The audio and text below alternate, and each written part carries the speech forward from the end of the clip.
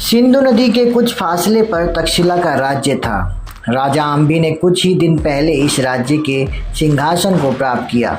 जिन दिनों यूनानी सेना ओहिंद में विश्राम कर रही थी, राजा अम्बी के एक प्रतिनिधि ने यूनान सम्राट सिकंदर से मुलाकात की और तक्षशिला की ओर से यूनानी सेना के स्वागत के लिए पूरी तैयारी का उसने जिक्र किया। इससे पहले तक्षशिला का स्वर्गीय राजा, जो अम्बी का पिता था, सिकंदर के सेनापति से मिलकर आत्मसमर्पण करना स्वीकार कर चुका था।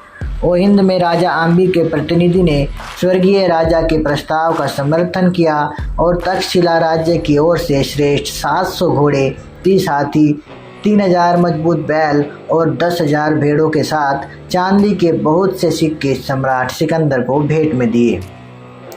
इस मुलाकात से राजा अम्बी के प्रतिनिधि ने स्वर्गीय राजा के प्रस्ताव का समर्थन किया और तक्षशिला राज्य की ओर से आत्मसमर्पण करके यूनान के सम्राट की सहायता चाहता है।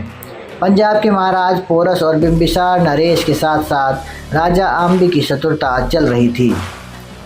मौसम के अच्छे दिन सामने थे। 30 दिनों तक विश्राम करने के बाद सिकंदर ने अपनी सेना की रवानगी और सिंध नदी को पार करने का निर्णय किया। यूनानी सेना विश्राम करने के बाद फिर उत्साहपूर्वक तैयार हुई और एक दिन प्रातःकाल होते होते उसने तक्षशिला के राजा की सहायता से सिंध नदी को पार कर भारत की पवित्र भूमि पर कदम रखा।